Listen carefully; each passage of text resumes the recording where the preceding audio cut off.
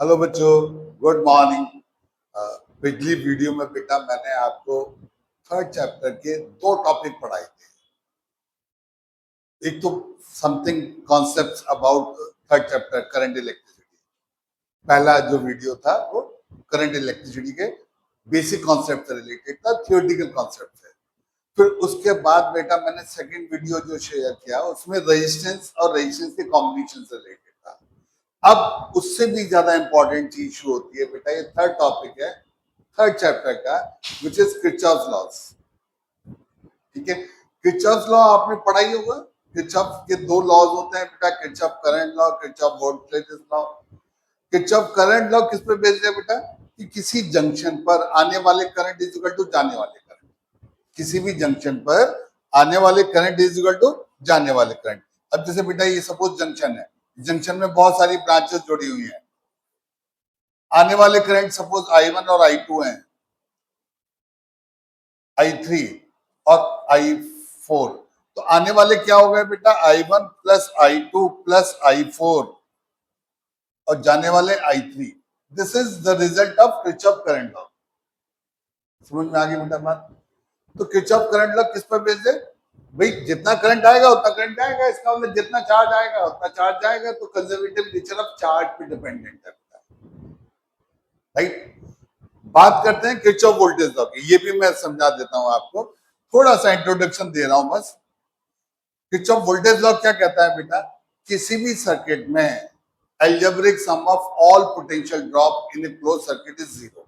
Algebraic sum, ये किस पर बेस्ड है बेटा, कंजर्वेशन ऑफ एनर्जी पर। क्योंकि सेल में हमारा जो सर्किट है उसमें सेल एनर्जी का सोर्स होता है। वो जितनी एनर्जी सप्लाई करता है बेटा, वही एनर्जी अलग अलग रेजिस्टेंस में खर्च होती रहती है। तो जितनी खर्च होगी उतनी सप्लाई करेगा। तो वो कंजर्वेशन ऑफ एनर्जी पे बेस्ड है बेटा। गॉट इट, समझ में आ गई बात। तो बेसिकली बेटा जैसे किरचॉफ वोल्टेज का जब हम अप्लाई करते हैं, सपोज ये रेजिस्टेंस है बेटा आर और आई करंट जा रहा है, तो अगर करंट लेफ्ट टू राइट चल रहा है, हम इसी डायरेक्शन में चल रहे हैं, तो वोल्टेज ड्रॉप होगी। सीधी सी बात है। करंट लेफ्ट टू राइट चल रहा है, इसका मतलब लेफ्ट वाला पोटेंशियल हाई पोटेंशियल है, राइट वाला लो पोटेंशियल है। तो लेफ्ट से राइट जाएंगे तो वोल्टेज ड्रॉप होगी। और बेटा एक्चुअल में अगर वोल्टेज ड्रॉप हो रही है तो वी कॉम प्लस आई आर लिख देते हैं। और अगर हम करंट के अपोजिट जा रहे हैं बेटा, तो वोल्टेज राइज होगी, but the term we write is always voltage drop. तो उसको हमने माइनस आई आर लिख दिया। राइट बच्चों, समझ में आ गए। क्योंकि मैं इस टॉपिक में ये यूज करने वाला हूं, तो आपको पता होना चाहिए कि किस तरह से हमने किरचॉफ वोल्टेज लॉ यूज करने हैं। फिर बेटा हम सेल की बात करते हैं। अब जैसे ये सेल है, ईएमएफ ई का, अगर हम न्यू जा रहे हैं बेटा, तो सेल के पहले पॉजिटिव टर्मिनल में एंटर करेंगे, फिर नेगेटिव में। Positive terminal is always at high potential, negative terminal is always at low potential. तो अगर हम हाई टू लो पोटेंशियल जा रहे हैं तो वोल्टेज ड्रॉप ही होगी बेटा। और वोल्टेज अगर ड्रॉप हो रही है, एक्चुअल में ड्रॉप हो रही है, तो प्लस ही लिख दिया। बट इसका ये भी ध्यान रखना है कि अगर हम लेफ्ट टू राइट जा रहे हैं तो सेल के पॉजिटिव टर्मिनल में एंटर हुए तो पॉजिटिव लिख दिया। राइट टू लेफ्ट जाएंगे बेटा तो वोल्टेज राइज होगी, but the term we write is always voltage drop. तो वो वी हमने बेटा माइनस ही लिख दिया। और राइट टू लेफ्ट जाएंगे तो सेल के नेगेटिव में घुसेंगे पहले, तो उसके अकॉर्डिंग ये भी सही है। बच्चों बात समझ में आ गई, क्लियर है। अब इसी चीज को एक बहुत छोटी सी एग्जांपल लेके मैं अप्लाई कर सकता हूं बेटा। वो मैं किस तरह से समझा रहा हूं आपको, अप्लाई कैसे करेंगे इसको। तो हमने क्या किया बेटा, अप्लाई करना समझा रहा हूं मैं आपको। अप्लाई कैसे करेंगे, हमने क्या किया बेटा, देखो एक सर्किट लिया, एक सेल लिया बेटा हमने, एक सेल लिया ईएमएफ ई का, इंटरनल रेजिस्टेंस आर का, राइट।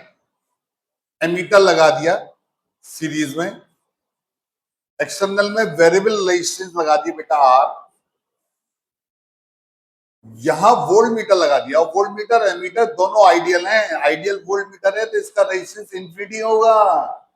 और आइडियल एमीटर है बेटा, तो इसका रेजिस्टेंस 0 होगा।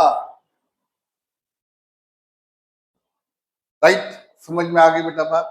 तो अगर हम यहां पर बेटा एक जैसे की लगा दें, सपोज ये की लगा दी हमने, तो अगर की ओपन है, इफ की इज ओपन, की इज ओपन, तो सर्किट में कोई करंट नहीं होगा। और वैसे भी बेटा सेल से जो करंट आएगा, सेल एनर्जी का सोर्स है ना, सेल ही करंट सप्लाई कर सकता है बेटा। इधर ऊपर वाली ब्रांच में तो करंट जाएगा नहीं, क्योंकि इनफाइनाइट रेजिस्टेंस है। इसका मतलब सारा का सारा करंट नीचे वाली ब्रांच में आ गया। और वो भी जब आया बेटा, जब हमने की को क्लोज किया। अगर की ओपन है, अगर की ओपन है तो आई की वैल्यू 0 होगी। वेरी सिंपल थिंग, आई की वैल्यू 0 होगी अगर की ओपन है। और अगर की क्लोज है बेटा, इफ की इज क्लोज, की इज क्लोज, जल्दी जल्दी बता रहा हूं आपको बेसिक कॉन्सेप्ट। तो आई की वैल्यू हम निकाल सकते हैं बेटा केवीएल लगा के। इसमें हमने क्या करा, ए बी सी डी, इसमें केवीएल लगा दिया आई की वैल्यू निकालने के लिए, अप्लाइंग केवीएल। और अभी मैंने केवीएल लगाना बेटा समझाया आपको। In close loop, close loop को लिखेंगे, किस क्लोज लूप में लगा रहे हैं ये लिखेंगे बेटा। तो कौन सा क्लोज लूप है, हम ज्यादातर जो लूप है ना बेटा, हम उस सर्किट को लेते हैं जिसमें करंट फ्लो कर रहा है, हमेशा करंट की डायरेक्शन में ही लेते हैं ज्यादातर ज्यादातर। तो हमने क्लोज लूप ले लिया बेटा, ए बी सी डी है। ए से बी गए, रेजिस्टेंस 0 था तो वोल्टेज ड्रॉप भी 0 हो गए बेटा। बी से सी गए, करंट जिधर चल रहा है हम उधर ही चल रहे हैं बेटा, तो प्लस आई आर। सी से डी गए, सी से डी गए, कुछ भी नहीं है तो 0 आ गया फिर बेटा। फिर डी से ए आए तो करंट इधर चल रहा है, और सबसे पहले स्मॉल आर आई, रेजिस्टेंस में भी हम उधर चल रहे हैं, देखो डी से ए चल रहे हैं, करंट भी डी से ए जा रहा है बेटा, तो फिर प्लस आई आर, ये इंटरनल रेजिस्टेंस आ गया। और सेल के नेगेटिव में एंटर करें तो माइनस ई, और किरचॉफ वोल्टेज लॉ क्या कहता है, सबका सम 0। तो आई की वैल्यू क्या आ गई बेटा, E upon R plus r. Very important है। अब ये तो पता ही है बेटा आपको कि E and r are always constant for a given cell, always constant for a given cell.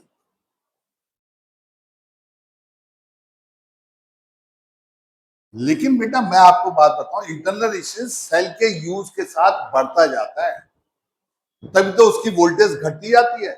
जब आप देखेंगे हमने लॉन्ग टाइम तक किसी सेल को यूज किया तो उसकी जो आउटपुट वोल्टेज है वो कम हो जाती है, बिकॉज ऑफ इंटरनल रेजिस्टेंस बढ़ता जाता है। तो इंटरनल रेजिस्टेंस बढ़ता जाएगा बेटा तो करंट कम होता जाएगा। तो बेसिकली बेटा किसी मोमेंट पर अगर हम ग्राफ ड्रॉ करें बेटा, किस किस के बीच में, जो वेरिएबल है उनके बीच में ग्राफ ड्रॉ कर सकते हैं, तो हम आई और आर के बीच में ग्राफ ड्रॉ कर सकते हैं बेटा।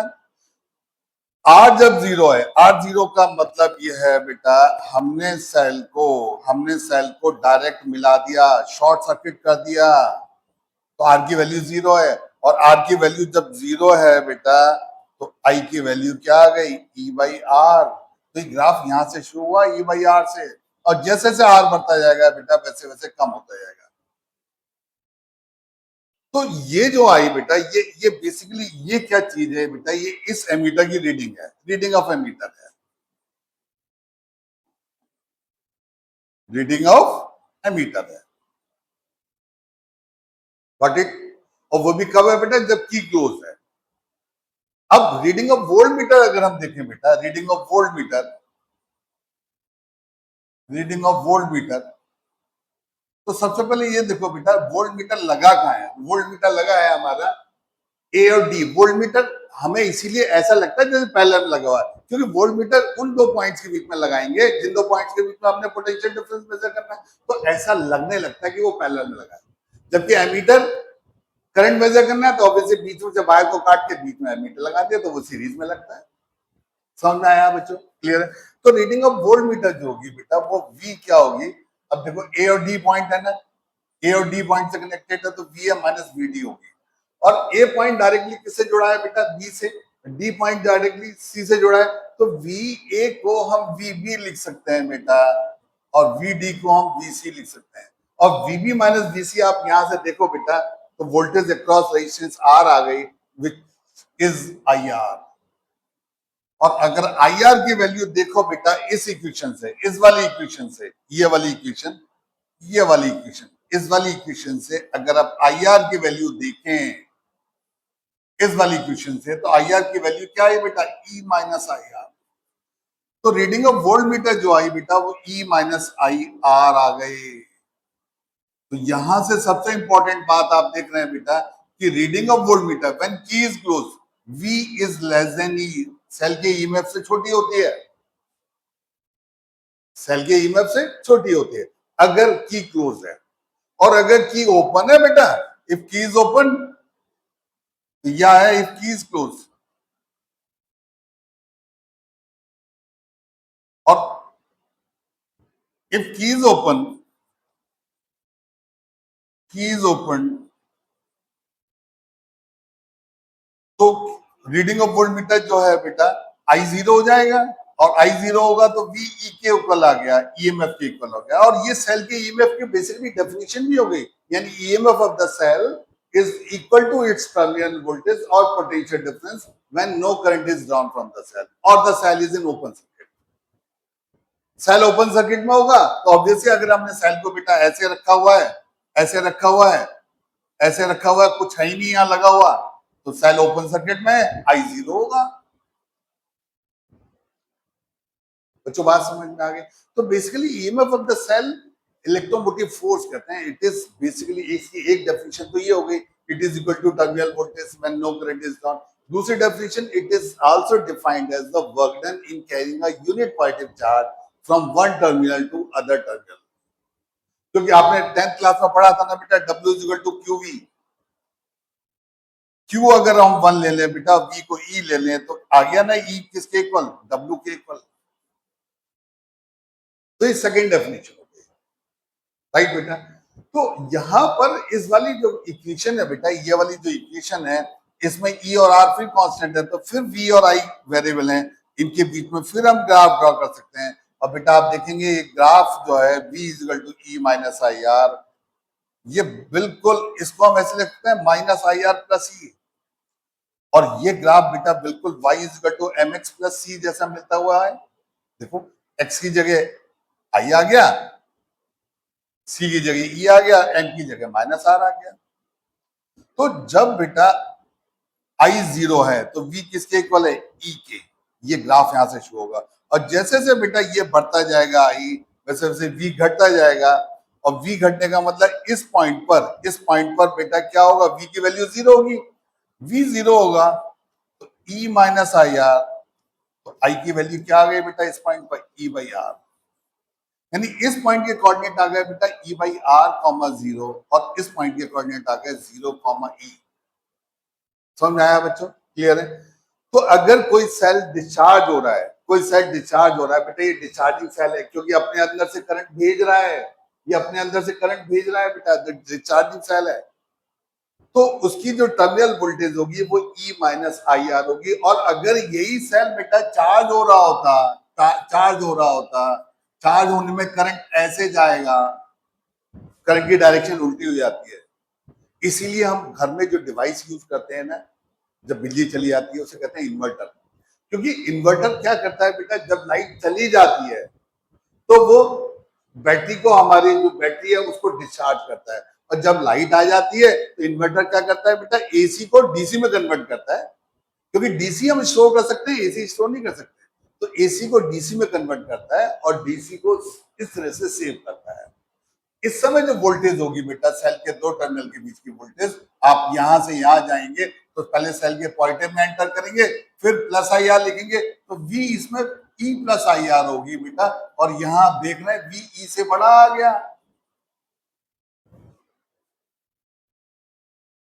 गॉट इट, बात समझ में आ गई बच्चों। तो जब सेल चार्ज होता है बेटा तो V E से बड़ा हो जाता है, और जब सेल डिस्चार्ज होता है तो V E से छोटा हो जाता है।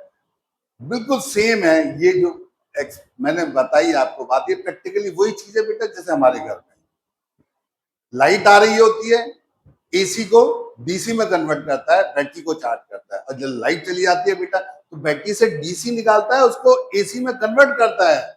अब फिर हमारे घरों में वापस सप्लाई में देता है। तो यही काम वो मैंने आपको बताया बेटा। अब अगर हम इसी इक्वेशन में बेटा, इसी इक्वेशन में अगर हम v को e माइनस आई आर जैसा लिखा हुआ है और हम i को लिख दें बेटा e upon R plus r, E upon R plus r लिख दें बेटा, और ये आर तो है ही यहाँ पर। तो फिर क्या चीज आई बेटा, फिर देखो फिर क्या चीज आई यहाँ पर, फिर यहाँ पर v की वैल्यू जो आई बेटा E R upon R plus r आई। ये थर्ड इंपॉर्टेंट इक्वेशन आ गई। ये तीनों बहुत इंपॉर्टेंट इक्वेशन है, तुम्हारे स्कूल में आएंगी एग्जाम में 100%। समझ में आया बेटा? थर्ड इक्वेशन ये है बेटा, फर्स्ट सेकंड इक्वेशन ये है, और फर्स्ट इक्वेशन ये है, फर्स्ट इक्वेशन ये है, ये फर्स्ट इक्वेशन है। तो तीनों बहुत इंपॉर्टेंट इक्वेशन है। इसमें भी बेटा ई और आर कांस्टेंट है, तो वी और आर के बीच में हम ग्राफ ड्रा कर सकते हैं, और वी और आर के बीच में ग्राफ जो आया बेटा, वी और आर के बीच में, अब वी और आर के बीच में जो हम ग्राफ ड्रा करेंगे तो इसमें परेशानी क्या आएगी बेटा, कैपिटल आर ऊपर भी आ रहा है और नीचे भी आ रहा है, तो हम उसको पहले एक तरफ लिया है, ऐसे लिख लिया बेटा हमने, कर सकते हैं कैपिटल आर से ऊपर नीचे डिवाइड कर दिया। अब इसमें अगर आप देखो बेटा कि जब आर जीरो है, anything upon zero infinity, infinity plus one, infinity आ गया बेटा, एनीथिंग अपॉन इंफिनिटी जीरो आ गया, इसका मतलब v जीरो आ गया बेटा, इसका मतलब ये ग्राफ कहां से शुरू होगा, ओरिजिन से। Got it? समझ में आया बेटा? फिर जब हम r की वैल्यू r रख देंगे बेटा तो v की वैल्यू e बाई टू आ जाएगी बेटा, और जब हम r की वैल्यू 2r लिख देंगे बेटा तो v की वैल्यू 2e बाई थ्री आ जाएगी, और इसी में जब हम r को इंफिनिटी लिख देंगे बेटा तो v की वैल्यू e आ गई। तो ये जो ग्राफ चलेगा ना बेटा, it will not be a straight line, it will बढ़ तो रहा है, r 2r हो गया, लेकिन e डबल v डबल नहीं हुआ, इसका मतलब ग्राफ स्ट्रेट लाइन तो नहीं होगा, it will be A curve type. तो r की वैल्यू जब बेटा r है तो v की वैल्यू हमने e बाई टू लिख दी, r की वैल्यू जब 2r है बेटा हमने, तो v की वैल्यू हमने 2e बाई थ्री लिख दी, और r की वैल्यू जब बेटा इंफिनिटी हो रही है इधर की तरफ तो v की वैल्यू e को टच कर रहा है graph. This is very important. तो ये सब कुछ वो चीजें बेटा जो हमें केवीएल यूज करते समय पता होनी चाहिए। इसके बाद ही फिर वो पार्ट है बेटा कि सेल सीरीज में लगाते हैं, पैरेलल में लगाते हैं, और फिर बहुत सारे क्वेश्चंस करते हैं। तो पहले क्वेश्चंस की प्रैक्टिस कर देते हैं। मैं चाहता था मैं आपको पहले बेसिक समझा दूं, how to solve the problem. Okay बेटा, देखते हैं सबसे पहला concept. In the adjoining circuit the EMF E1, ये सेल है बेटा जिसका ईएमएफ E1 है, दिस इज द E1, और ये E है बेटा, ये E है। मैं थोड़ा बड़ा कर देता हूं। E1 12 वोल्ट है बेटा एंड जीरो इंटरनल रेजिस्टेंस, ठीक है। और बैटरी E का ईएमएफ 2 वोल्ट है बेटा, this is 2 volt and this is 12 volt, this is 12 volt. Clear हो गया बेटा बात? अब क्या, if the galvanometer reads zero, यानी इस ब्रांच में कोई करंट नहीं जा रहा, ये गैल्वेनोमीटर लगा हुआ है बेटा, ये गैल्वेनोमीटर है, इस ब्रांच में कोई करंट नहीं जा रहा, इसका मतलब सेल तो ये वाला करंट भेजेगा, इसका मतलब यहां से जो करंट आ रहा है बेटा वो सीधा सीधा ऐसे चल रहा है और ऐसे वापस आ जा रहा है। कोई भी सेल करंट जब भेजता है बेटा जो उतना करंट वापस भी आ जाए, वरना नहीं भेजेगा। तो जितना गया था उतना वापस आ गया। अब सेल, ये जो गैल्वेनोमीटर में करंट जीरो है, गैल्वेनोमीटर कोई डिफ्लेक्शन नहीं दे रहा, इसका मतलब आई डैश जीरो है। जब इसमें करंट जा ही नहीं रहा बेटा तो VB माइनस VC जो होगा, ये ABCD है, मैंने इसको E और F लिख दिया। तो VB माइनस VC जो होगा बेटा, इसमें VB माइनस VC किसके इक्वल होगा बेटा, VE माइनस VF के, क्योंकि आप पैरेलल में लगे हुए हैं। आप देखो ना, B पॉइंट डायरेक्टली E से जुड़ा है, C पॉइंट डायरेक्टली F से जुड़ा है, तो VB minus VC VE minus VF हो गया, और VE माइनस VF है बेटा I इंटू X। X की वैल्यू ये है, हमें X निकालना है बेटा, और I की वैल्यू इसमें KVL लगाओ, इस वाले छोटे लूप में AE KVL, KVL in loop, किस लूप में बेटा, EFDA में केवीएल लगाया, तो इसमें जो आई की वैल्यू आई बेटा, आई की वैल्यू इसमें हम आसानी से निकाल सकते हैं। वो कितनी आई बेटा, E1 अपॉन 500 प्लस एक्स, ये आई की वैल्यू आई, ये आई की वैल्यू आई। और VB माइनस VC आप देखे ना, EMF 2 वोल्ट है, तो VB माइनस VC 2 आ गया बेटा। आई की वैल्यू हमने लिख दी E1 कितना है बेटा 12, तो 12 अपॉन 500 प्लस एक्स, राइट। और ये वाला एक्स तो आ ही रहा है, तो ये वाला एक्स लिख ही दिया हमने। सॉल्व किया बेटा, 1000 is equal plus 1000 plus 2x is equal to 12x, तो ये आ गया बेटा 10x इज इक्वल टू 1000, तो x की वैल्यू कितनी आ गई 100, तो ये आपका आंसर हो गया। समझ में आ गई बेटा बात, मैंने बहुत डिटेल में समझाया आपको, बिल्कुल बेसिक बात है, ऐसे ही आपने प्रॉब्लम करनी है। चलिए नेक्स्ट देखते हैं, the magnitude and direction of current in the circuit shown. Okay बेटा, अब देखो सुनो, फिर बेसिक बताता हूँ। ये जो सर्किट है बेटा, इसमें सारी चीजें एक के बाद एक लगी है, मतलब सारी चीजें सीरीज में है, कोई पैरेलल में नहीं है, ठीक है बेटा। अब ये देखो, ये जो 10 वोल्ट का सेल है, इसका पॉजिटिव इधर है बेटा, और जो 4 वोल्ट का सेल है उसका पॉजिटिव इधर है, तो 10 वोल्ट वाला सेल ज्यादा है, 4 वोल्ट वाला कम है। 10 वोल्ट वाला करंट क्लॉकवाइज भेजता है, 4 वोल्ट वाला करंट एंटी क्लॉकवाइज भेजता है, बट 4 वोल्ट छोटा है बेटा, तो इफेक्टिवली करंट ऐसे फ्लो करेगा। सबसे इंपॉर्टेंट बात तो यही है कि हमें डिसाइड कैसे करना है। तो करंट किस डायरेक्शन में फ्लो हुआ बेटा, क्लॉकवाइज। अब हमने केवीएल लगा दिया, केवीएल लगाया बेटा, बहुत सिंपल, केवीएल इन लूप। तो हमने लूप में किस केवीएल में लगाया बेटा, करंट की डायरेक्शन वाला लूप ले लिया, ABCDA, ABCDA बेटा गए हम, तो ये आया I, सेल के नेगेटिव में आए -10, फिर सेल के पॉजिटिव में आया बेटा +4, फिर +2I, और फिर बेटा इसमें आए 3 ओम रेजिस्टेंस में, तो +3I, और किरचॉफ वोल्टेज लॉ कहता है सबका सम 0। तो कितना आ गया बेटा, 6I इज इक्वल टू 6 आ गया, इसका मतलब I की वैल्यू 1 एम्पियर आ गए बेटा, और I पॉजिटिव आ रहा है, इसका मतलब करंट उधर ही फ्लो कर रहा है जिधर हमने माना है, इसका मतलब करंट ऐसे फ्लो कर रहा है बेटा। तो करंट किधर से किधर फ्लो कर रहा है, A से B की तरफ 1 एम्पियर थ्रू E, तो आप देख सकते हैं इसमें 1 ampere from A to B through E, तो this is the correct answer. समझ में आ गई बच्चों बात, क्लियर हो गई। प्रैक्टिस करेंगे सब चीजें क्लियर हो जाएंगी, बस मेरे साथ प्रैक्टिस करते रहो। मैं आपको हर चैप्टर के ऐसे, हर टॉपिक के, चैप्टर तो छोड़ दीजिए, हर टॉपिक के 30 क्वेश्चंस बताता रहूंगा।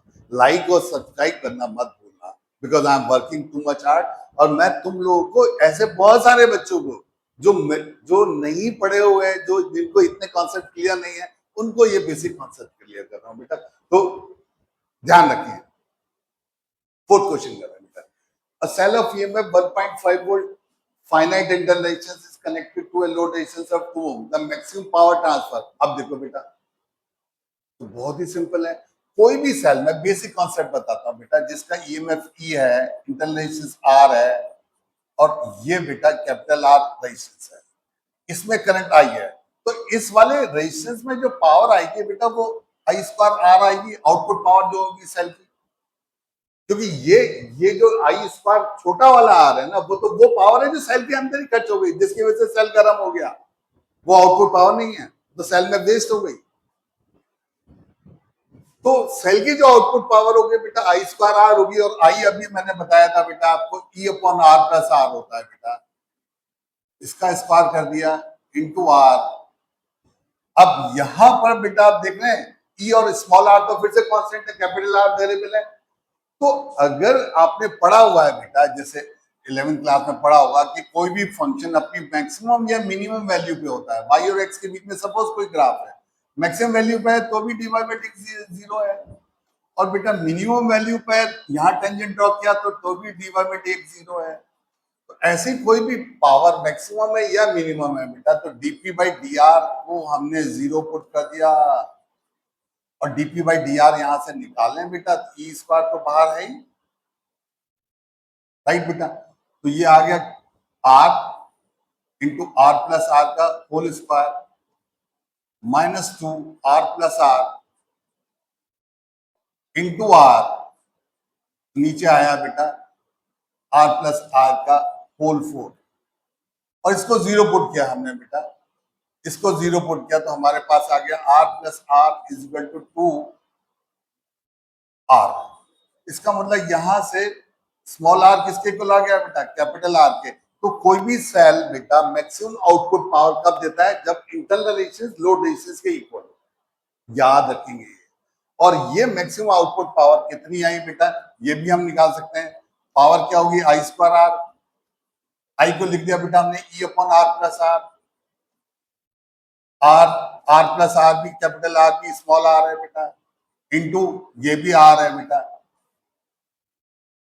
ई स्क्वायर आ गया इंटू आर, तो ये आ गया बेटा ई स्क्वायर बाई 4 आर आ गया, 2 आर का होल स्क्वायर या 4 कैपिटल आर लिखते हैं। ये आउटपुट पावर आ गई बेटा मैक्सिमम,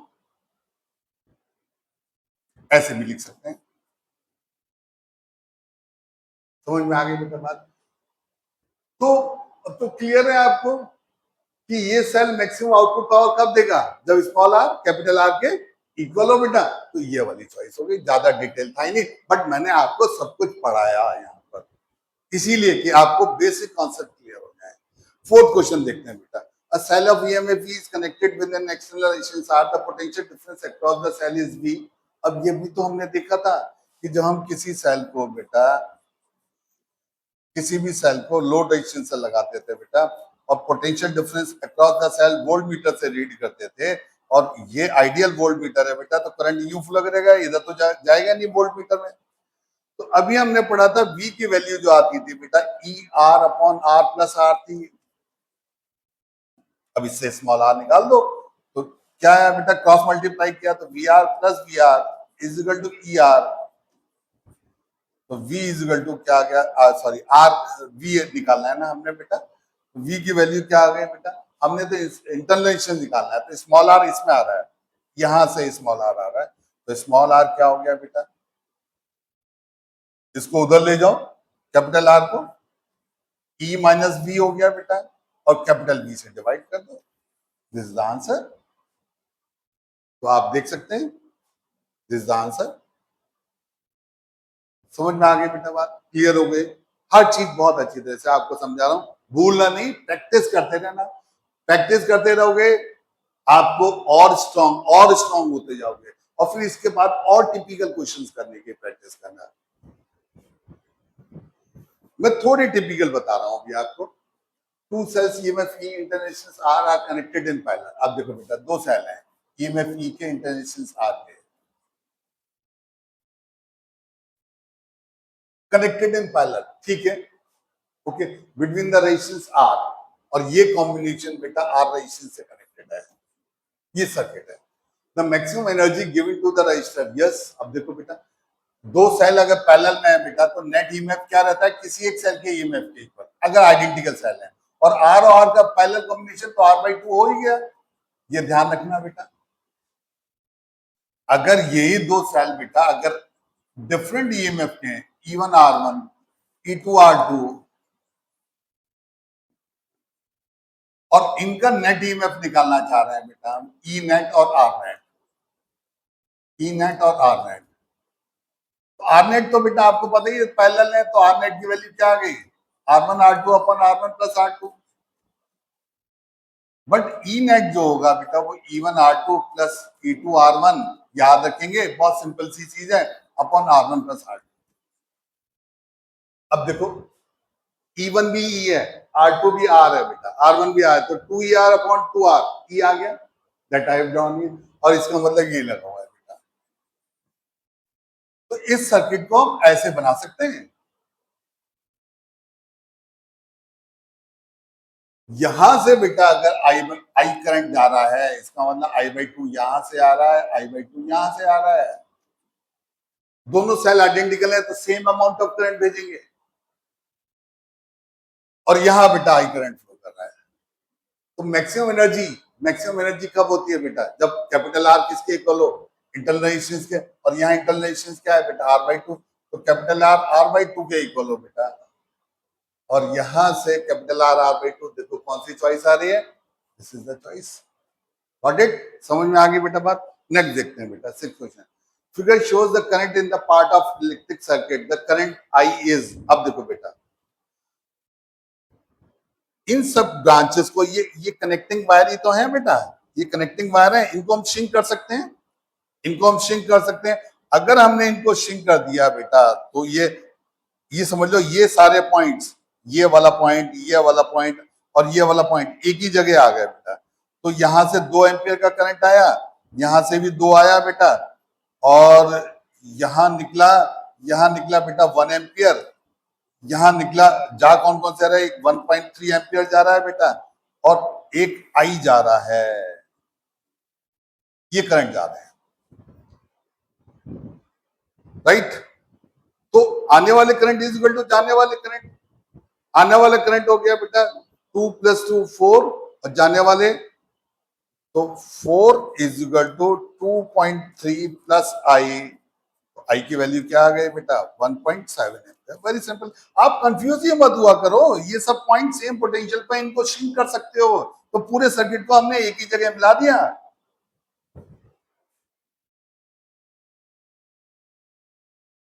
गॉट इट? समझ में आ गई बेटा बात? नेक्स्ट देखते हैं बेटा, किरचॉफ लॉ। ये तो बहुत ही सिंपल है, अभी मैं बात कर रहा था Kirchhoff current law. Delta I is equal to 0, किस पर बेस्ड है? Conservative nature of charge, this is the choice. Kirchhoff voltage law, conservation of energy पर बेस्ड है बेटा, this is the choice, right? समझ में आ गई बच्चों बात? नेक्स्ट देखते हैं बेटा, इस टाइप के क्वेश्चन तो पहले ही पढ़े हुए होने चाहिए, इसमें कोई कुछ करना तो है नहीं बेटा, इनको करने में टाइम नहीं लगना चाहिए, जो डायरेक्ट स्टेटमेंट बेस्ड है। इन the circuit shown potential difference between X and Y। अब देखो बेटा, सुन लो, जब ये सर्किट ओपन है तो करंट फ्लो करेगा ही नहीं, यानी I की वैल्यू 0 होगी। होगी नहीं होगी बेटा? तो सपोज हमने इसे A पॉइंट मान लिया बेटा, और इसको हमने B मान लिया। VA माइनस VB, आप देख रहे हैं यहां से, VA माइनस VB किसके इक्वल है बेटा? इस ब्रांच में करंट तो है नहीं, I0 है, इसके इसके अक्रॉस कोई वोल्टेज ड्रॉप नहीं, तो VA माइनस VB किसके इक्वल आया बेटा? 120 वोल्ट के। यहां से तो बात क्लियर हो गई। और A पॉइंट डायरेक्टली यहां से जुड़ा है, तो ये भी पॉइंट A हो गया बेटा, और इसमें भी करंट नहीं है, तो A और X का भी पोटेंशियल सेम होगा, तो VA VX के इक्वल हो गया, और VB VY के इक्वल हो गया बेटा, क्योंकि वहां भी करंट नहीं है। तो जब बेटा VA VB के इक्वल हो गया, यानी VX VA हो गया, VY VB हो गया, तो VA माइनस VB निकाल दो ना, तो VA माइनस VB तो हम पहले ही निकाल चुके हैं, इट वाज 120 वोल्ट, क्योंकि इस ब्रांच में कोई करंट ही नहीं था, तो रेजिस्टेंस की कोई सिग्निफिकेंस ही नहीं आई। यहाँ सर्किट ओपन है ना, तो कोई करंट फ्लो कर ही नहीं सकता। आई की वैल्यू 0 थी, तो VA माइनस VB निकाला, और जो VA माइनस VB है बेटा, वही VX माइनस VY होगा, क्योंकि मैंने आपको दिखाया अगर इस ब्रांच में करंट नहीं है तो VA VX ये सब सेम होंगे पोटेंशियल, VY VB के इक्वल होगा। और ये पॉइंट अगर C होता बेटा, ये पॉइंट अगर C होता, तो VY VB भी होता, VC भी होता, क्योंकि इसमें करंट ही नहीं है रेजिस्टेंस में। समझ में आ गई बेटा बात? क्लियर हो गई? नेक्स्ट देखते हैं, तो इसमें कौन सी चॉइस आई बेटा? 120 volt, this is the correct answer. Next देखते हैं बेटा 10th question, in the above question potential difference across the 40 ओम। अब देखो बेटा, उसी ऊपर वाले क्वेश्चन को कह रहा है वो 40 ओम रेजिस्टेंस, जब इसमें करंट ही नहीं है बेटा, आई की वैल्यू 0 है, तो पोटेंशियल डिफरेंस अक्रॉस V क्या होता है? IR ही तो होता है। तो रेजिस्टेंस कितनी भी हो, अगर I 0 है तो V की वैल्यू 0 आएगी, तो 40 ओम के क्रॉस वोल्टेज ड्रॉप 0 आ गया। समझ में आ गई बेटा बात? सिंपल है, बढ़िया कॉन्सेप्ट समझाऊंगा आपको, फटाफट क्वेश्चन सॉल्व होंगे आपसे। नेक्स्ट देखते हैं, in the circuit shown A and B are ideal ammeter and voltmeter respectively, reading of voltmeter पूछा है बेटा वो। अब देखो, अभी मैंने बताया था अगर एमीटर आइडियल होता है तो इसका रेजिस्टेंस 0 होता है बेटा, और इसका रेजिस्टेंस अगर 0 है बेटा, इसका मतलब ये पॉइंट और ये पॉइंट सेम पोटेंशियल पे होगा। भाई जिन दो पॉइंट के बीच में वोल्ट मीटर लगाया वो दो पॉइंट सेम पोटेंशियल पे होगा, क्योंकि करंट आएगा तो सही है बेटा, आई आएगा आएगा आएगा, इसमें भी आई आएगा। बट ये पॉइंट अगर मैंने बी मान लिया बेटा, ये सी मान लिया, तो वीबी माइनस बीसी जो आएगा बेटा वो आई इंटू आर ए होगा ना, और आर ए की वैल्यू 0 है तो वीबी माइनस बीसी 0 हो गया। और वोल्ट मीटर की रीडिंग जो है बेटा यही तो है वीपी माइनस बीसी, क्योंकि वोल्ट मीटर इन दो पॉइंट के बीच में लगा हुआ है। तो आंसर क्या आ गया इसका? Got it? बढ़िया क्वेश्चंस है, बढ़िया क्वेश्चंस, मजा आएगा आपको। नेक्स्ट देखते हैं बेटा, terminal potential difference of a cell when short circuited. Yes, अभी मैं बता रहा था बेटा आपको कि कोई सेल है अगर ईएमएफ ई का इंटरनेशनल तार का शॉर्ट सर्किट करने का मतलब हमने ये दो टर्मिनल डायरेक्ट मिला दिए। यानी कि अगर ये सेल है बेटा, जैसे आपको आपके पास होता है घर में सेल, ये इसका पॉजिटिव होता है, ये इसका नेगेटिव होता है, अगर आप इसको डायरेक्ट मिला दोगे तो आप देखोगे ये वायर बहुत गर्म हो जाएगा, क्योंकि सेल हमने शॉर्ट सर्किट कर दिया, तो सेल इस वायर में मैक्सिमम करंट फ्लो करेगा ई बाई आर। और टर्मिनल पोटेंशियल डिफरेंस वी क्या होता है बेटा? E minus I are. आई की वैल्यू ई बाई आर है, ई बाई आर इंटू आर, तो वी की वैल्यू क्या आ गई बेटा? 0 आ गई। तो जब भी सेल शॉर्ट सर्किट करते हैं, शॉर्ट सर्किट का मतलब डायरेक्ट मिला दिए, हमने पॉजिटिव और नेगेटिव टर्मिनल सेल के डायरेक्ट मिला दिए, डायरेक्ट मिला दिए। और डायरेक्ट मिला देते तो पोटेंशियल डिफरेंस वैसे ही 0 हो गया बेटा। तो this is the right choice, got it बेटा। नेक्स्ट देखते हैं, a cell of EMF 2 volt and intensity 0.1 ohm is connected with a resistance of 3.9। अब देखो बेटा इसको भी बना लेना है, सिंपल है। 2 वोल्ट का है, इंटरनल रेजिस्टेंस दिया है बेटा, आर की वैल्यू 0.1 दी है और कैपिटल आर की वैल्यू 3.9 दी है, कैपिटल आर 3.9 दिया है। तो कितना करंट फ्लो करा? I is equal to E upon R plus r. ई कितना है? 2 बेटा, आर प्लस आर 4 आ गया, तो हाफ एम्पियर का करंट आया सर्किट में। ये बात समझ में आ गई। अब वो वोल्टेज अक्रॉस द सेल पूछ रहा है बेटा, तो सेल के दो टर्मिनल्स, इसकी वोल्टेज, यानी कि यहां अगर हमने वोल्ट मीटर लगा दिया तो वोल्ट मीटर की रीडिंग पूछ रहा है, तो सेल से करंट ऐसे ही आ रहा है, तो रीडिंग ऑफ वोल्ट मीटर चाहे तो ई माइनस आई आर लिख दो बेटा। ई कितना है? 2। आई आई अभी हमने निकाला हाफ, हाफ का मतलब 0.5, और आर की वैल्यू कितनी है बेटा? 0.1।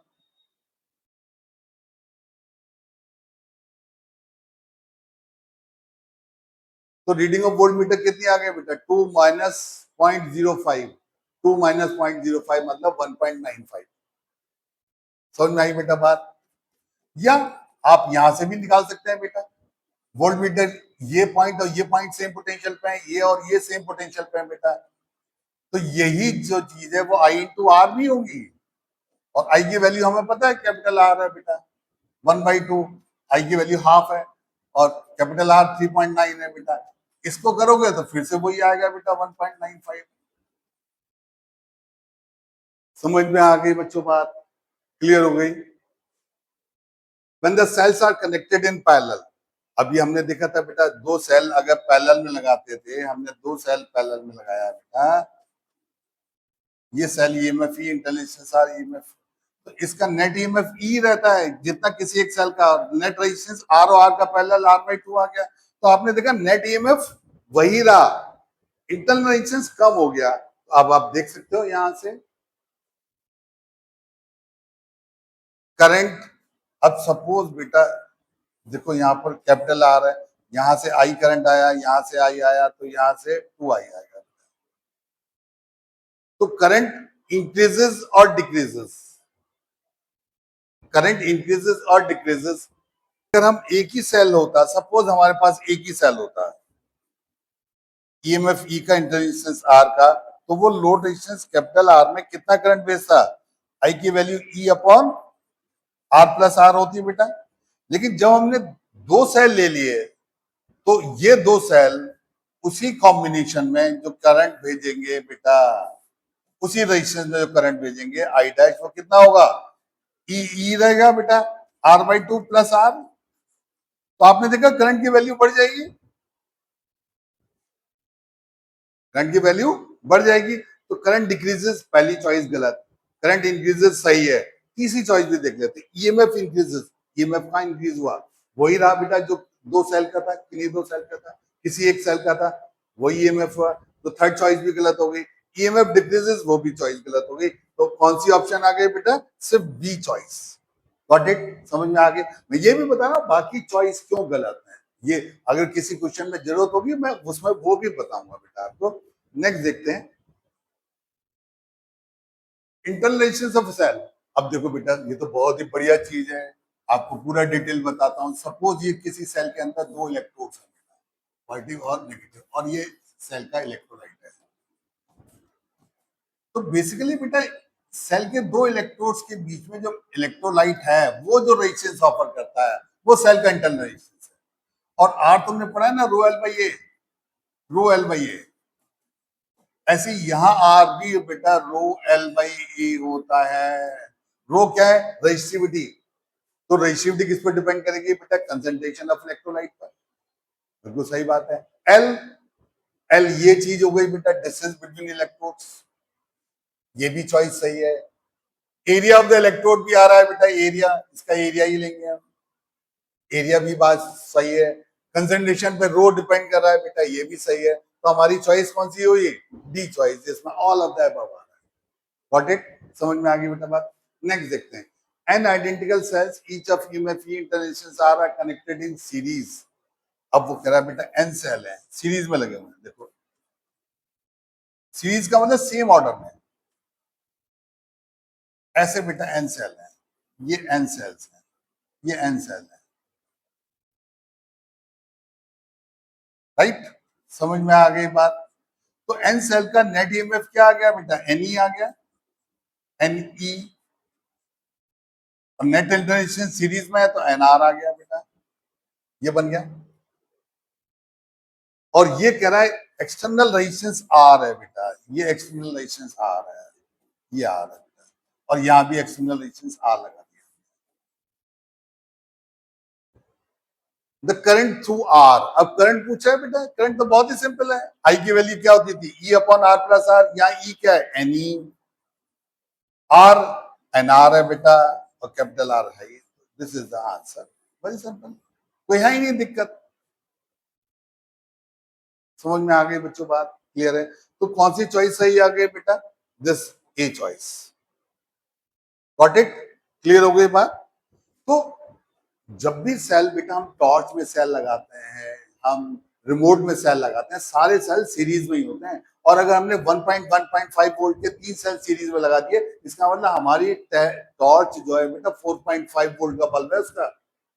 Got it? तो इस तरह से नेट ईएमएफ ऐड होता रहता है और इंटरनल रेजिस्टेंस बढ़ता रहता है। इस तरह से करंट सप्लाई करता है वो लैंप में, या एलईडी, आजकल एलईडी आ रही है तो एलईडी वाले lamp, electrode. Got it? Next देखते हैं बेटा, to get the maximum current from a parallel combination of n cells. अब देखो बेटा पैरेलल कॉम्बिनेशन है, पैरेलल कॉम्बिनेशन ये बताता हूं आपको, E r E r E r, और ऐसे बहुत सारे हैं, और ऐसे बेटा एन सेल्स हैं, एन सेल्स हैं। तो इन सब का नेट ईएमएफ क्या रहेगा बेटा? ई, नेट ईएमएफ तो ई रहेगा, net resistance r by n हो जाएगा। इसका इक्विवेलेंट सर्किट ये आ गया, और एक्सटर्नल रेजिस्टेंस आर लगी हुई है बेटा, ये एक्सटर्नल रेजिस्टेंस आर है। मैक्सिमम करंट कब होता है बेटा? जब पावर मैक्सिमम होती है। और मैक्सिमम करंट की वैल्यू क्या आएगी बेटा? जो स्मॉल आर कैपिटल आर के इक्वल हो, इसका मतलब आर बाई एन आर के इक्वल हो।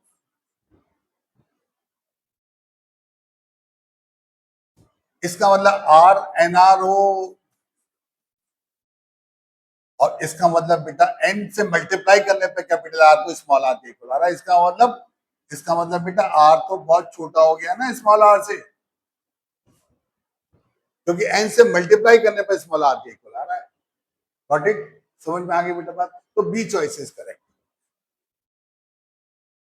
नेक्स्ट देखते हैं बेटा, two identical cell same the current through external resistance through whom whether these are connected in series or in parallel। अब ये भी बताता हूं बेटा, ये 2 सेल है, ये दो सेल है बेटा, ई आर, ई आर, इनका इक्विवेलेंट क्या आया, नेट ईएमएफ ई रहा, नेट रेजिस्टेंस R/2 आ गया बेटा, और ये कैपिटल आर आ गया। ऐसी अब दो सेल बेटा हमने सीरीज में लगा दिए,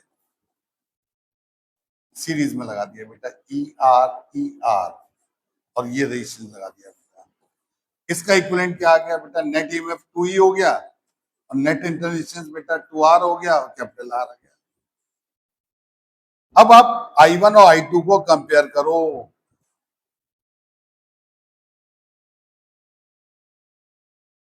two identical sales send the same current through 2 ohm resistance. ये वैल्यू बेटा 2 है, ये वैल्यू 2 है बेटा, और दोनों में सेम करंट है। क्लियर है? यहां से I1 क्या आया बेटा, यहां से I1 की वैल्यू आई E/R/2 प्लस R, और वहां से I2 की वैल्यू क्या आई बेटा, I2 की वैल्यू आई बेटा 2E/2R प्लस R। दोनों को इक्वेट कर दिया, वो कह रहा सेम करंट भेज रहे हैं। तो यहां से बेटा इसको हम ऐसे लिख सकते हैं, 2 ऊपर चला गया, 2E/R प्लस 2R लिख दें। I1 I2 के इक्वल कर दिया बेटा हमने, तो 2E से 2E कट गया बेटा, तो ये आ गया बेटा 2R plus R is equal to R plus 2R। तो स्मॉल r किसके इक्वल आ गया बेटा, कैपिटल R के इक्वल आ गया। तो internal resistance of the cell should be equal to capital R, और कैपिटल R हमें 2 ओम दिया हुआ है बेटा, तो ये आंसर हो गया। Got it? समझ में आ गई बात? नेक्स्ट देखते हैं बेटा,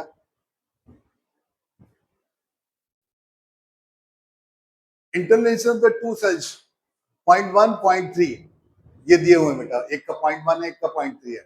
अब इसमें भी बेटा देखो आप करंट किधर फ्लो करेगा, दोनों सेल का पॉजिटिव इधर ही है, इसका भी इधर, तो एक्चुअल में करंट इधर ही फ्लो करेगा एंटी क्लॉकवाइज, और उस करंट की वैल्यू हम लगा सकते हैं केवीएल लगा के। केवीएल लगाएंगे बेटा, तो सपोज हमारा ये पॉइंट ए है, ये पॉइंट बी है बेटा, ये सी है, ये डी है, केवीएल लगाओ अब इसमें, तो कितना आ गया 0.2i, यहां से यहाँ 0.2i करंट की डायरेक्शन में चलना है, फिर बेटा 0 आ गया, फिर यूं चले बेटा, तो 0.3i plus 0.3i plus 0.3i, फिर बेटा -2, फिर बेटा प्लस 0.1i, फिर सेल के नेगेटिव में घुसे, -2 इज इक्वल टू 0। तो यहां से बेटा आपने निकाला 0.2i, 0.1i, 0.3, 0.3, 0.3, 0.6, तो 0.6i इज इक्वल टू 4 हो गया, तो i की वैल्यू आ गई बेटा 4/0.6, इसको हमने लिख दिया 40/6, और 40/6 का मतलब 20/3, इतना करंट फ्लो करेगा सर्किट में। Got it? समझ आया बेटा? तो potential difference across the cell पूछ रहा है वो, अब किसी सेल के अक्रॉस पोटेंशियल डिफरेंस पूछा है बेटा, तो देखें इस वाले ये दोनों सेल डिस्चार्ज हो रहे हैं, तो फर्स्ट वाले सेल के अक्रॉस पोटेंशियल डिफरेंस आ गया बेटा E1 माइनस IR1। E1 कितना है बेटा 2, I कितना है 20/3, और R1 कितना है बेटा 0.1, इसकी वैल्यू तो 0 नहीं हो सकती, इसका मतलब फर्स्ट सेल के अक्रॉस पोटेंशियल डिफरेंस 0 नहीं है। अब दूसरे सेल के अक्रॉस देखते हैं बेटा, वो भी डिस्चार्ज हो रहा है, वो भी डिस्चार्ज हो रहा है, तो उसके across potential difference E2 minus IR2, E2 की वैल्यू बेटा 2 है, I की वैल्यू हमने निकाली, फिर 20/3 वही है, और R2 क्या है बेटा 0.3, 3 और 0.3 0.1 आ गया, 2 माइनस 2 0 हो गया। इसका मतलब सेकंड वाले सेल के अक्रॉस, ये A है बेटा, ये B है, सेकंड वाला सेल B है बेटा, उसके अक्रॉस पोटेंशियल डिफरेंस 0 है, तो which will be the correct, B will be 0। Got it? समझ में आ गई बेटा बात? अगला देख लेते हैं बेटा, करंट I की वैल्यू। फिर से बेटा ये सब कनेक्टिंग वायर है, इनको सीन कर दो, सबको मिला दो, सबको मिला दोगे ना, ये कंफ्यूज करते हैं। तो इधर हो गया 1.5, इधर आ गया बेटा 3, ये 8 मत देखो, ये आ गया बेटा 5, और ये आ गया बेटा I। आने वाले करंट क्या हो गया बेटा, 5 भी हो गया, 3 भी हो गया, 1.5 भी हो गया। तो आने वाले करंट की वैल्यू कितनी हो गई बेटा 9.5 इज इक्वल टू जाने वाला करंट बेटा this is 15 sorry this is 15। तो कितना आ रहा है बेटा 15 भी आ रहा है 3 भी आ रहा है 5 भी आ रहा है 15 3 18 प्लस 5 23 23 आ रहा है तो 23 ही जाएगा। इसका मतलब इस डायरेक्शन में करंट फ्लो करेगा बेटा आउटवर्ड। तो आई की वैल्यू कितनी आ गई प्लस 23। तो this will be the answer. समझ में आ गई बच्चों बात। तो इतने सारे कनेक्टिंग वायर होते हैं ना इनको सिंक कर दिया करो एट ए पॉइंट और फिर उसको जंक्शन मान के फिर आने वाले करंट इज इक्वल टू जाने वाले करंट। सिंपल बात। नेक्स्ट देखते हैं बेटा A battery of EMF E international R is connected to a variable resistance R. Which one of the following is true? Yes, देखो बेटा। तो V की वैल्यू जो आएगी बेटा इसमें हम KVL लगाएंगे तो V की वैल्यू क्या आएगी बेटा यहाँ पर V की वैल्यू आएगी potential difference across the terminals of the battery. V की वैल्यू पूछ रहा है बेटा तो V की वैल्यू यहाँ आएगी ER upon R plus R। अभी हमने करा था बेटा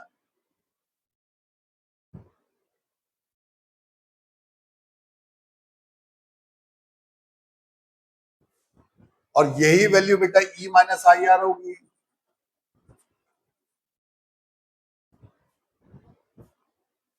और जब I मैक्सिमम होगा तो V मिनिमम होगा।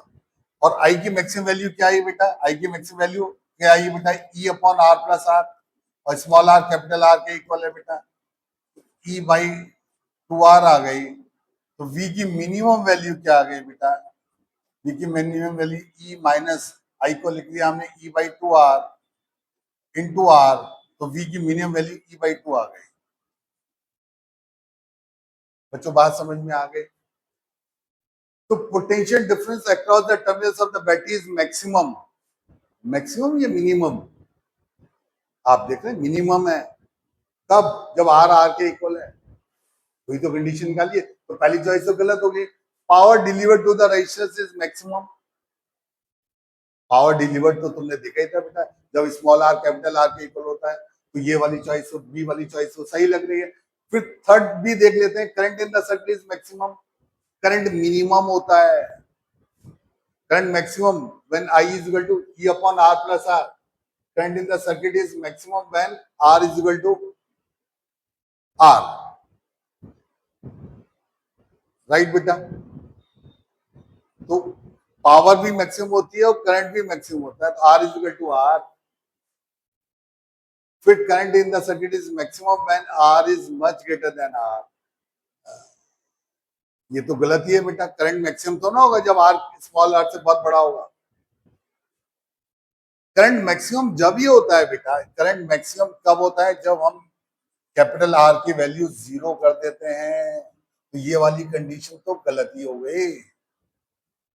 कैपिटल R 0 होना चाहिए यानी कि सेल को हम शॉर्ट सर्किट कर दें डायरेक्ट मिला दें कैपिटल R 0 यानी ये पॉइंट यहां आ जाए बेटा। तो कैपिटल R इसके कोई सिग्निफिकेंस ही नहीं। तो करंट इन द सर्किट कब मैक्सिमम होता है जब R की वैल्यू 0 होती है बेटा। R की वैल्यू स्मॉल r नहीं तो ये गलत हो गया। Current in the circuit is maximum ये तो बिल्कुल गलत ही है। Power delivered to the circuit is maximum ये तो आपने पढ़ा ही है। पावर आउटपुट मैक्सिमम होती है स्मॉल r कैपिटल R के इक्वल। तो बाकी सारी चॉइस गलत हो गई बेटा। ये भी गलत ये भी गलत ये भी गलत। तो this is the only correct.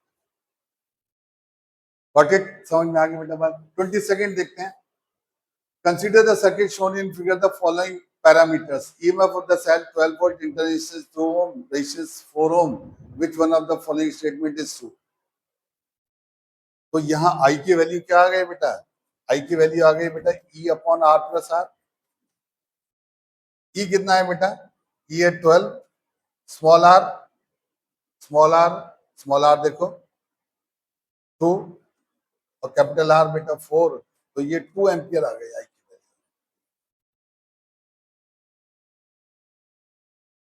ठीक है बेटा। अब ये जो सेल है बेटा इसमें इंटरनेशनल दिखाया नहीं है हमने अलग से दिखा दिया।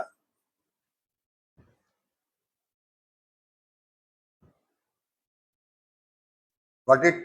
तो rate of energy loss in the source का मतलब सेल में जो एनर्जी लॉस हो रही है बेटा, सेल के अंदर मैंने बताया इंटरनेशंस में एनर्जी लॉस होती है, और एनर्जी लॉस मतलब पावर लॉस, तो आई स्क्वायर आर होगी। आई कितना है 2 का स्क्वायर इंटू आर, आर कितना है बेटा, आर भी 2 है, तो कितनी आ गई 8 वॉट,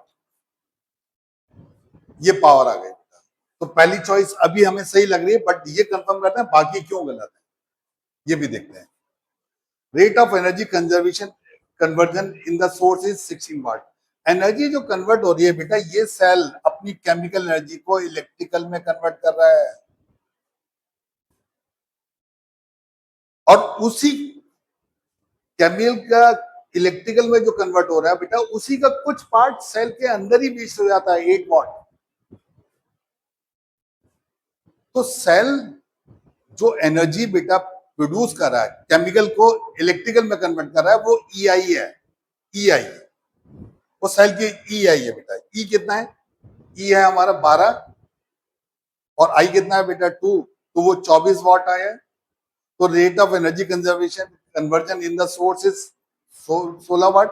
ये तो गलत ही हो गया, क्योंकि ये चीज मैं आपको बताता हूं बेटा, जैसे ये सेल है, इंटरनेशनल R है बेटा, और ये कैपिटल R है बेटा। सेल की टर्मिनल वोल्टेज V होती है बेटा E-IR। अब हमने क्या करा बेटा, I से मल्टीप्लाई कर दिया,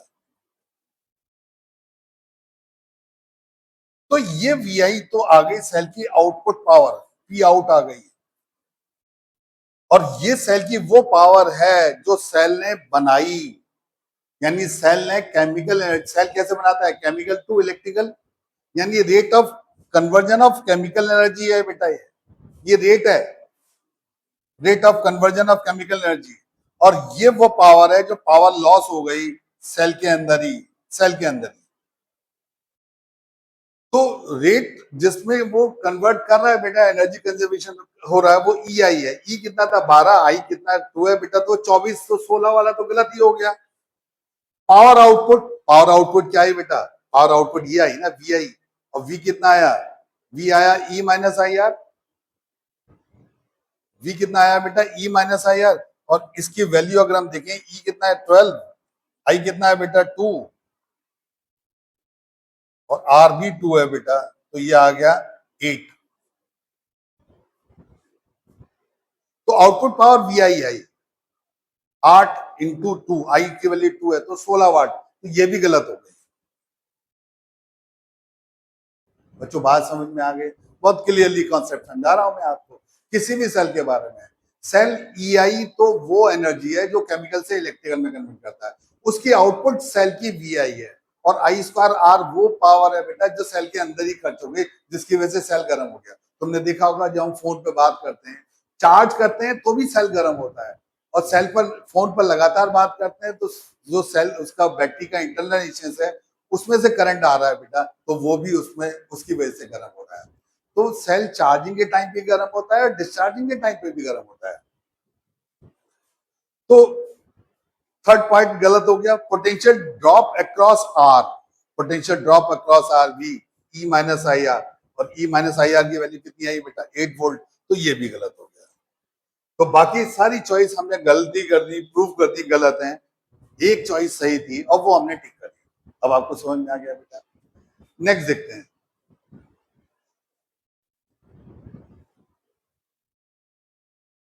100 cells, each of EMF 5 volt and resistance 1 ohm are to be arranged so that to produce maximum current in a 25 ohm resistance.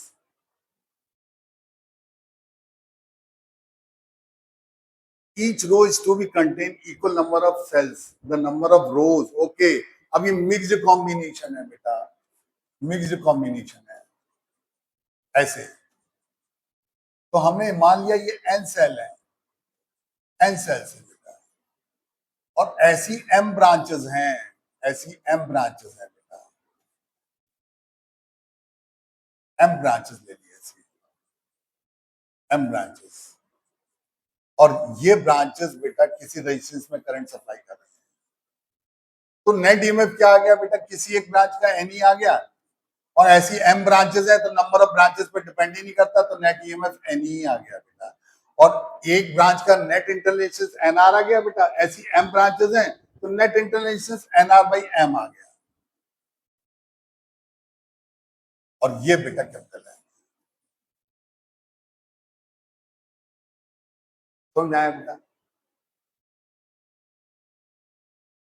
Maximum current, अब फिर से बेटा,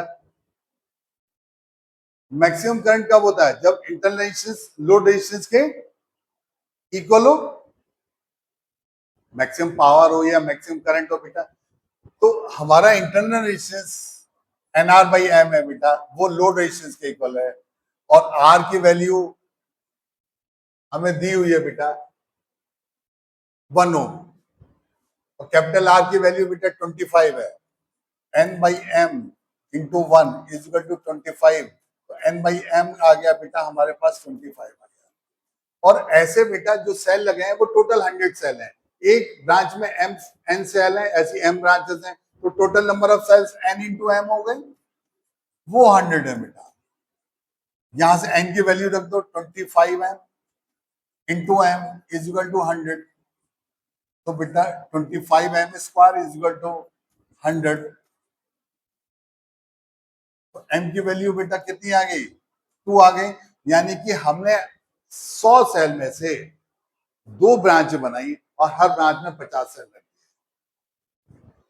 एम की वैल्यू 2 रखेंगे तो एन की वैल्यू 50 आ गई ना बेटा, एन आ गया 50, तो हर ब्रांच में 50 सेल, और ऐसी 2 ब्रांचेस बनाई हमने, ठीक है। तो नंबर ऑफ रोज ही तो पूछा है, नंबर ऑफ रोज का मतलब एन की वैल्यू पूछा है बेटा, और एम हमारे पास 2 आया, तो आंसर ये आ गया। बच्चों बात समझ में आ गई, क्लियर हो गई बात?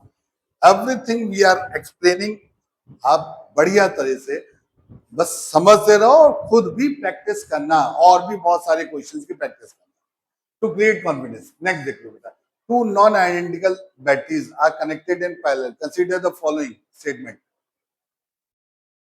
अभी हमने देख रहा था नॉन आइडियल बैटरीज का मतलब, नॉन आइडियल है इसका मतलब दोनों का कुछ इंटरनल रेजिस्टेंस है, और इसका इक्विवेलेंट क्या रहता है बेटा? ई रहता है, इक्विवेलेंट रेजिस्टेंस R/2 हो जाता है बच्चों। यानी इस सर्किट को हम ऐसे बना सकते हैं बेटा, तो equivalent EMF is smaller than, no, it is equal to either of two cells. Equivalent EMF is equal to either of two cells. Equivalent internal resistance is smaller than, ये सही लग रहा है बेटा, क्योंकि equivalent internal resistance R/2 आया, R/2 R से छोटा है। तो second statement is correct and the first one is wrong, so we have corrected this twice. समझ में आ गई बेटा बात? नेक्स्ट देखते हैं,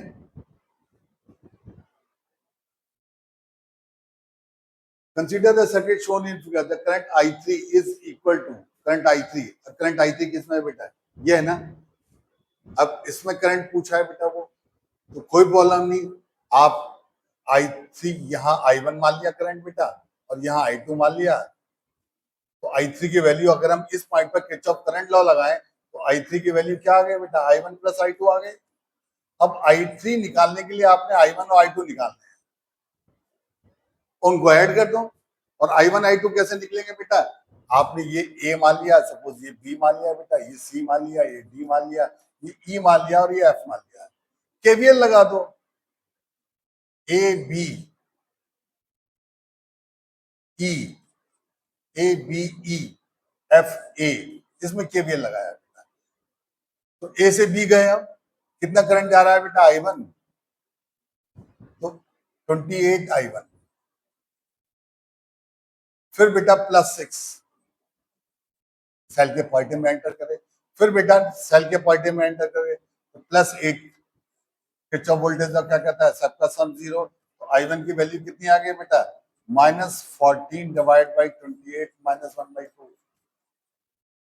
ऐसे बेटा I2 निकाला, I2 निकालने के लिए हमने केवीएल लगा दिया बेटा, किसमें केवीएल लगा दिया? B E D C B में, करंट की डायरेक्शन वाला लूप ले लिया, तो B से E गए बेटा +6, E से D गए तो फिर +12, और फिर बेटा यहां से ये करंट I2 है, तो ये भी I2 आ रहा होगा बेटा, और ये भी I2 आ रहा होगा, तो फिर 54 I2,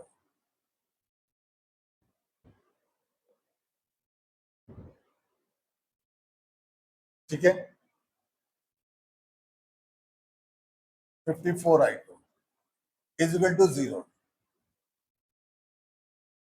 I2 की वैल्यू क्या आ गया बेटा, 12 6 18 बाई 54, तो -1/3।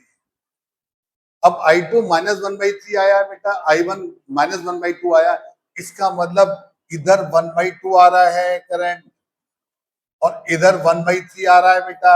I3 और I1 नेगेटिव आ रहे हैं ना, इसका मतलब करंट एक्चुअल में अपोजिट डायरेक्शन में फ्लो कर रहा है। तो जब इधर से भी इधर से जा रहा है तो करंट ऊपर जाएगा ना, इसका मतलब I3 की वैल्यू भी नेगेटिव आएगी। और 1/2 और 1/3 को ऐड कर दो बेटा, तो 5/6 एम्पियर आ गया और नेगेटिव आ गया। तो I3 will be negative and 5/6 ampere and this will be the correct choice. समझ में आ गई बेटा बात, क्लियर हो गई। नेक्स्ट देखते हैं, VAB is equal to 4 volt. VAB है बेटा, ए और बी ये है, ये 4 वोल्ट है, इन दो पॉइंट के बीच में पोटेंशियल डिफरेंस। अब देखो बेटा, अगर VAB 4 वोल्ट है बेटा, ये वाला सेल किधर भेजेगा करंट, एंटी क्लॉकवाइज, ये वाला सेल क्लॉकवाइज भेजेगा, बट बड़ा ही है तो एक्चुअल में करंट इधर ही फ्लो करेगा ऐसे। इसका मतलब ये वाला सेल तो डिस्चार्ज होगा और ये वाला सेल चार्ज होगा। बच्चों बात समझ में आ गई। तो VA माइनस VB बेटा, VA माइनस VB, हम इस वाले सेल के अकॉर्डिंग देखें तो वो आया बेटा 5 माइनस 10I, और इस वाले सेल के अकॉर्डिंग देखें बेटा तो इस वाले सेल के अकॉर्डिंग VA माइनस VB आया बेटा 2 प्लस IX।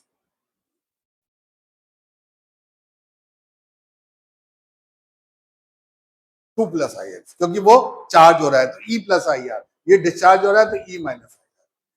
अब I की वैल्यू निकालिए बेटा, KVL लगा के हमने, तो I की वैल्यू कितनी आई बेटा,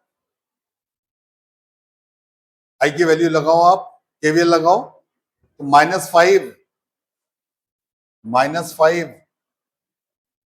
प्लस 10I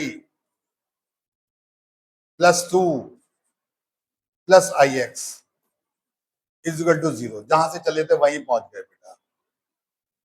तो 5 और 2 3 हो गया बेटा, तो I की वैल्यू आ गई 3/10 plus X,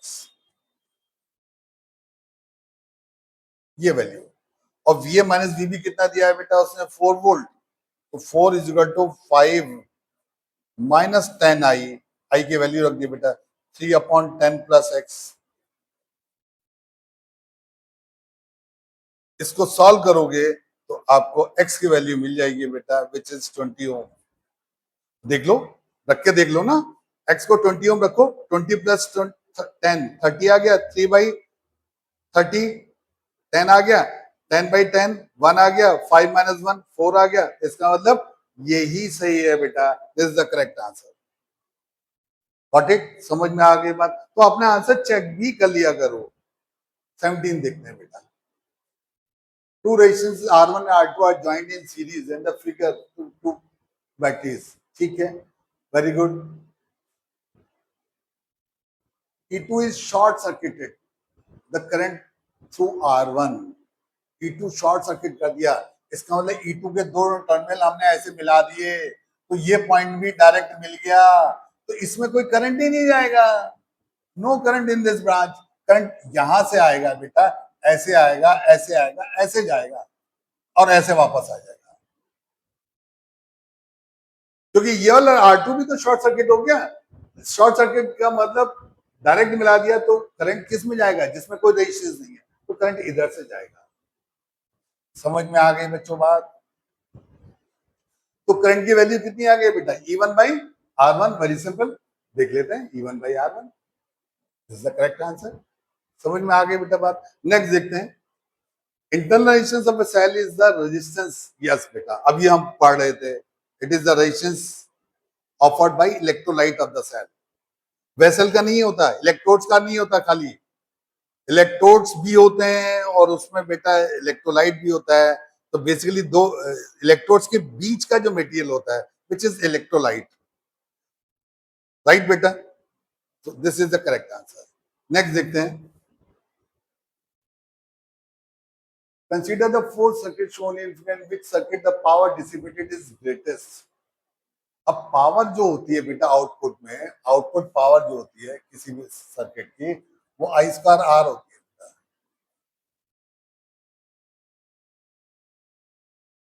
I square are होती है बेटा पावर आउटपुट, और इसको बेटा हम वी स्क्वायर बाई आर भी लिख देते हैं। अब जैसे यहां दे रखा है बेटा सेल का तो कोई इंटरनल रेजिस्टेंस है नहीं, सेल का कोई इंटरनल रेजिस्टेंस नहीं है, तो वी ई के इक्वल हो गया।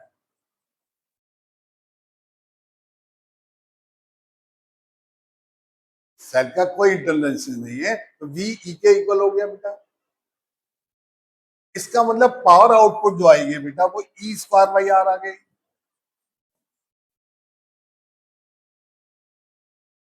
अब पावर आउटपुट मैक्सिमम कब होगी, ग्रेटेस्ट कब होगी बेटा, जब आर मिनिमम हो। और आर आप देख लो नेट आर है, इस केस में मिनिमम है या इस केस में मिनिमम है या इस केस में मिनिमम है। अब जैसे इस केस में आर की वैल्यू नेट क्या आ गई बेटा 8/2 आ गई, पैरेलल है ना। इसमें आर की वैल्यू क्या आ गई बेटा 2r आ गई। इसमें आर की वैल्यू क्या आ गई बेटा ये 2r हो गया, 2r आर पैरेलल में है तो इसमें आर की वैल्यू आ गई बेटा नेट 2r/3 आ गई। और 2r/3 का मतलब बेटा 0.6 आर के करीब,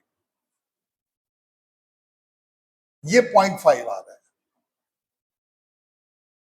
और इसमें आर की वैल्यू क्या आ गई बेटा r/2 प्लस r 3r/2 आ गई,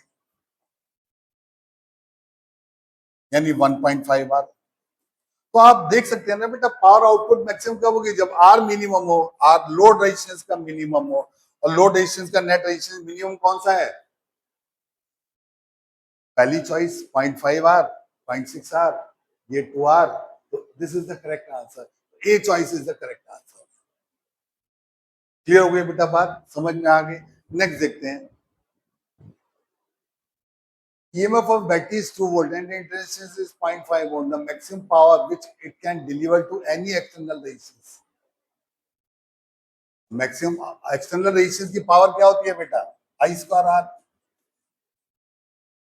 और आई क्या होता है बेटा E upon R plus r. और मैक्सिमम जब होती है जब स्मॉल आर आर के इक्वल हो, स्मॉल आर आर के इक्वल हो। ये आ गया E square upon R plus are का होल स्क्वायर इंटू आर। तो स्मॉल आर को आर के इक्वल कर दिया बेटा हमने, ई कितना है 2 वोल्ट तो 4 आ गया। स्मॉल आर को आर के इक्वल कर दिया तो 0.5 1 आ गया बेटा, 1 का स्क्वायर 1 हो गया।